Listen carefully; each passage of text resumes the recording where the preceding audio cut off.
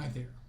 This is Dr. John Whitcomb with News and Nutrition, talking about how the problem in diabetes isn't the high blood sugar, it's the insulin resistance. That's the problem. There's the impetus to give this column, which I've given in the past, is Robert Lustig's new book called Metabolical, which is just a brilliant book. Please read it. But I'll give you in 3 minutes one of his core ideas, and that's on insulin resistance. But you can measure it in yourself. Now, we focus on diabetes, the blood sugar. That is a symptom. Insulin resistance results in high blood sugar. But I want to give you a framework for thinking about it, which we don't have proof for, but explains everything. And I think it'll help you understand. If you think of a fat cell as being this big, and it having some 200,000 insulin receptors on the surface when it's small and healthy, and the fat globule inside it is just a little speck, okay? Those receptors are relatively close to each other. So it doesn't take much insulin coming to the surface to activate those receptors. And the thought is you need two next to each other to activate them with a selenium ion, with an ion on them. Now, what happens when you gain weight? Fructose floods into cells. There's no receptor for fructose. It floods into cells and makes the cells force themselves to put a phosphate molecule which depletes ATP.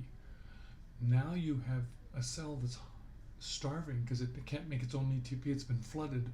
It tries to make cyclic AMP, and gout and uric acid goes up, and it makes AMP.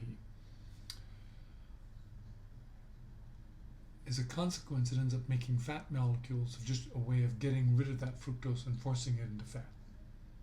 Okay, now you have a fat molecule, and the globule has gotten bigger.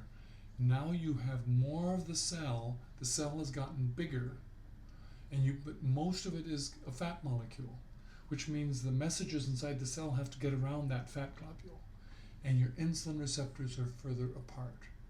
Your insulin level has to rise to keep those receptors activated.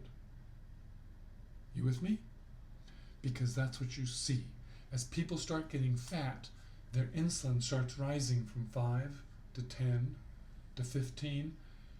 And a level of 15, they can still control their blood sugar. Their blood sugar looks like it's okay. Maybe it's 95, 96. They aren't diabetic, but their insulin level is high. They're beginning to be insulin resistant. And the working theory is you only have 1 million units of insulin to spend in a lifetime. And if you're burning through 65 a day, at about age 45, 50, you're going to run out of insulin. So your fat cell is now this big and you need 65 units of insulin. But you can't make 65, you can only make 60. Or your fat cell is this big and you need 45 and you can only make 40. But you've now used up of your 1 million units of insulin, you've used up 900,000, you only have 100,000 units left. What would happen if you lost weight? Your fat cells would get smaller. Your insulin receptors would get closer to each other. Your need for insulin would go down. I have personally seen an insulin-dependent diabetic who weighed 250 pounds go on a green vegetable diet only. The alkaline diet, he called it. He ate green vegetables till his urine turned alkaline. He lost 75 pounds, he got down to 150, but his insulin demand went from 180 units a day to 2 units a day. He was using 2 units a day for 16 years without seeing a doctor. That's how disciplined he was. Incredible discipline. But he sort of proved the physiological point. He was as skinny as a rail, and he only needed a tiny bit of insulin.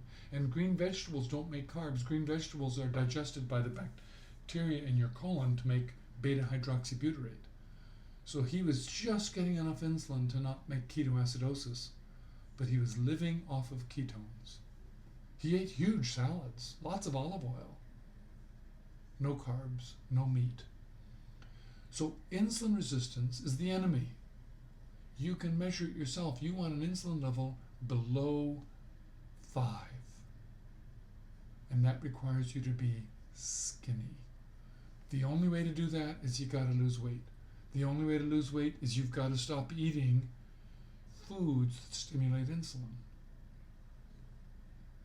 That would be root vegetables, grains, sugar, and any calories you drink, and too much meat.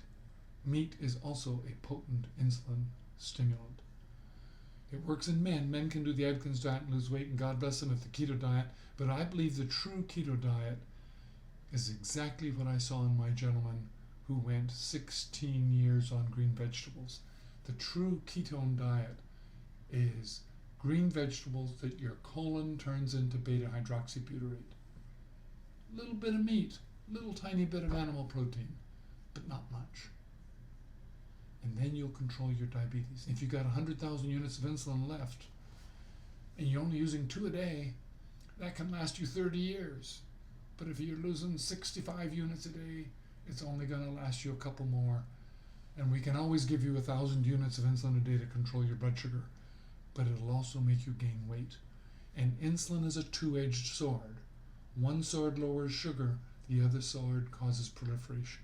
So insulin is a potent stimulus for cancer, and it's a potent stimulus for the blood vessels in your kidneys to expand, which is why people show up with renal failure is sometimes their first sign that they were becoming diabetic, because they've had 20 years of elevated insulin levels making their kidneys proliferate and go into failure.